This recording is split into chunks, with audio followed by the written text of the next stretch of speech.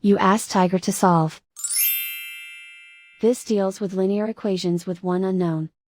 The final result is y equals -12. Let's solve it step by step. Group all constants on the right side of the equation. Subtract 84 from both sides. Simplify the arithmetic.